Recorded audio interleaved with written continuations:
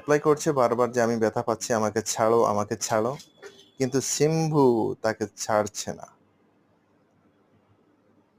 তো যাই হোক, এটা আসলে মারামারি নয়, এটা এক ধরনের তাদের মাঝে এটা এক ধরনের খেলা। এটা একটা উপভোগ করার মতো একটি খেলা। আমরা ভাবছি যে তারা মারামারি করছে, একজন একজনকে ব্যথা দিচ্ছে। আসলে তা নয়। এটা হচ্ছে আসলে তারা খেলছে।